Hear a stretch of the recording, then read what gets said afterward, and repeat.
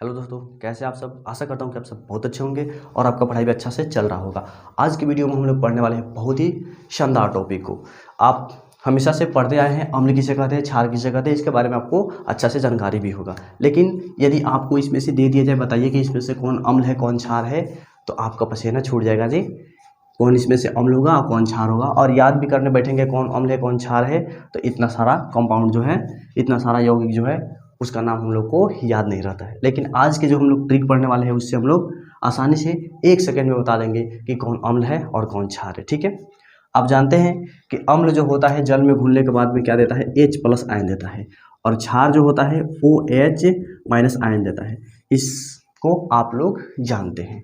और एक बात आपको पता होगा कि अम्ल का स्वाद कैसा होता है, खट्टा होता है, और क्षार का स्वाद कैसा होता है, कड़वा होता है। तो क्या हम लोग इसके मदद से हम लोग बता सकते हैं कि अम्ल का स्वाद खट्टा होता है और क्षार का स्वाद कड़वा होता है? इसकी सहायता से हम लोग बता सकते हैं कि इसमें से कौन अम्ल है कौन क्षार है? नहीं, क्योंकि हम लोग इसको चखने थोड़े ना जाएंगे। जैसे मान लीजिए आपके एग्जाम में दे दिया जाए इतने सारे कंपाउंड या 4 कंपाउंड का नाम दे दिया जाए और आपसे पूछ दिया जाए बताइए इसमें से कौन अम्ल है और कौन क्षार है, तो क्या करेंगे आप? अपने उंगली को रख कर और उसको चखने जाएंगे कि कौन सा खट्टा लग रहा है और कौन सा कड़वा लग रहा है। ऐसा संभव है? तो आप कहेंगे नहीं। लेकिन आपको जो ट्रिक बताया जाएगा उस ट्रिक के माध्यम से आप बता देंगे कि कौन अम्ल है और कौन क्षार है। चलिए बिना देरी के हम लोग वीडियो को स्टार्ट करते हैं। तो नंबर 1 में आपको याद रखना है, जिस यौगिक के पहले H लगा हो वो अम्ल होते हैं। अम्ल होते हैं। जिसके पहले H लगा हो, जिसके पहले H लगा हो क्या होता है? अम्ल होता है। वो अम्ल होगा ही होगा। एक आध को क्या हो सकता है, अपवाद में हो सकता है, लेकिन अधिकांश जितने भी कंपाउंड होते हैं, जितने भी यौगिक होते हैं, उसके पहले यदि H लगा हो तो क्या कहलाएगा? अम्ल कहलाएगा। ठीक है, क्लियर हो गया। देखिए यहाँ इसके पहले H लगा है, इसके पहले H लगा है, इसके पहले H है, इसके पहले H है, इसके पहले H है, इसके पहले H है, इसके पहले, यानी इसमें जितना भी लिखा हुआ है सभी के पहले क्या है? H लगा हुआ है। वो सभी क्या होंगे? अम्ल होंगे। H, एक H हो सकता है, 2 H हो सकता है, 3 H हो सकता है, 4 H हो सकता है, 10 H हो सकता है, कितना भी H हो सकता है, वो सभी क्या होंगे?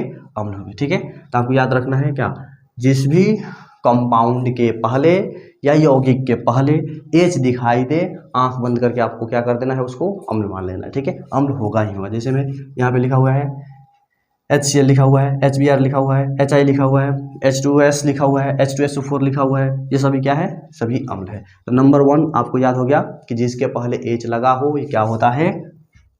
एक प्रकार से अम्ल होता है। जिसके पहले H लगा हो वो क्या होगा? अम्ल होगा। ठीक है, यहाँ तक क्लियर है। अगला देखिए, अगला क्या कह रहा है, जितने भी अधातु होते हैं, जितने भी अधातु होते हैं, जितने भी अधातु के ऑक्साइड होते हैं वे सभी अम्ल होंगे। अम्ल होंगे। इसको नोट कर लेना है आपको, किसी अपने कॉपी में नोट कर लेना है। जो आप नोट्स बनाते हैं उसमें क्या करना है, इसको नोट कर लेना है। ठीक है, जितने भी अधातु के ऑक्साइड, ये क्या होता है ये आपको समझ में नहीं आ रहा होगा कि अधातु के ऑक्साइड, इसको कैसे पहचानेंगे कि कौन अधातु के ऑक्साइड है कौन धातु के ऑक्साइड है? तो कुछ नहीं करना है। अधातु तो आपको पता ही होगा, अधातु किसे कहते हैं। अधातु पहचानने का ट्रिक भी आपको मालूम होगा। यदि मालूम नहीं होगा तो कमेंट कीजिएगा, इस पर भी आपको लिए वीडियो बना दिया जाएगा।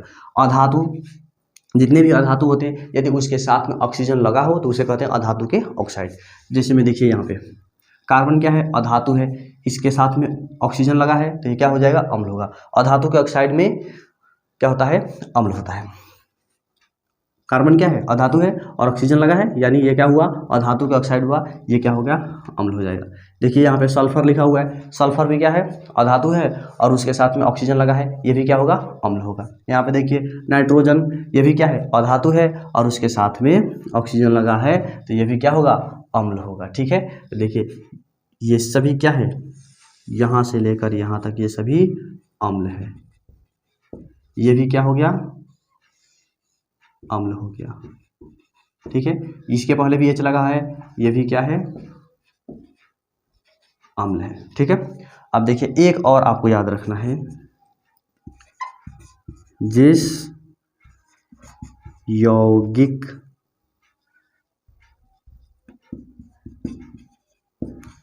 के अंत में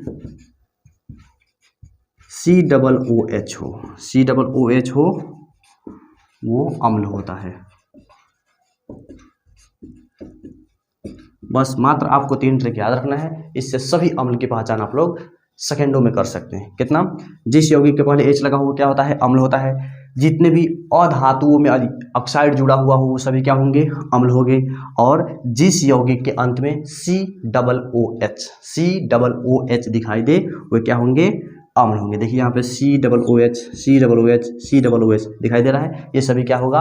अम्ल होगा। तो आशा करता हूँ कि अम्ल की पहचान आप लोग आसानी से कर सकते हैं। अब आइए हम लोग देखेंगे क्षार की पहचान। ठीक है, इसको नोट कर लीजिए।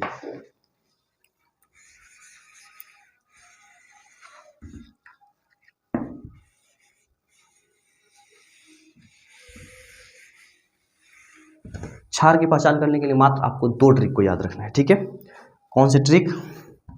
नंबर 1 में जिस यौगिक के लास्ट में अंत में OH लगा हो, क्या लगा हो? OH लगा हो, वो सभी क्या होते हैं? क्षार होते हैं। क्षार को ही क्या कहा जाता है?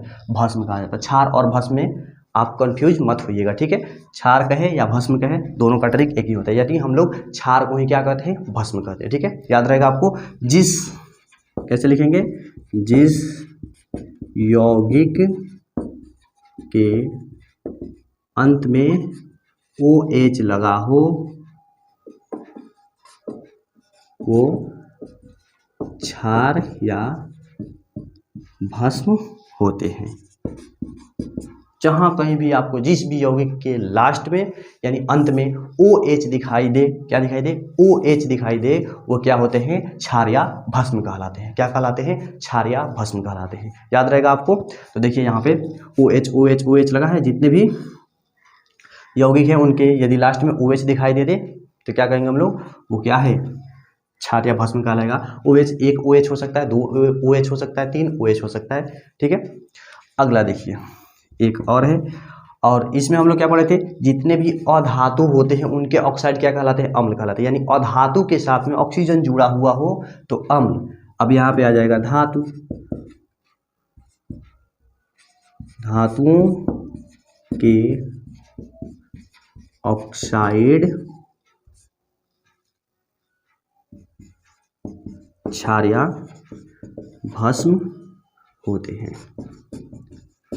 जितना भी धातु होगा यदि उसके साथ में जितना भी धातु होगा उसके साथ में ऑक्सीजन जुड़ा हुआ हो, ऑक्सीजन 1 भी हो सकता है, 2 भी हो सकता है, 3 भी हो सकता है, कितना भी हो सकता है, वो सभी क्या होगा? क्षार या भस्म होगा। ठीक है, तो अब तो आपको चखना नहीं पड़ेगा कि कौन खट्टा लग रहा है और कौन कड़वा लग रहा है। मात्र आप 5 ट्रिक याद कीजिए और 5 ट्रिक के माध्यम से अम्ल और क्षार और भस्म को समाप्त कर देंगे। आप आपसे किसी भी एग्जाम में पूछा जाएगा बताइए इनमें से कौन अम्ल है कौन क्षार है, तो आप वहाँ आसानी से इन ट्रिक का प्रयोग करके बता सकते हैं। ठीक है, आशा करता हूँ कि ये वीडियो आपको बहुत अच्छा लगा होगा।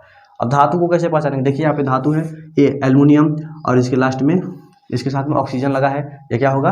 क्षार होगा। ये सभी क्या हो जाएगा? क्षार हो जाएगा। ये सभी भी क्या हो जाएगा? क्षार हो जाएगा। आसानी से आप पहचान सकते हैं। धातु पहचानने का ट्रिक होता है जिस भी नाम में यम दिखाई दे, यम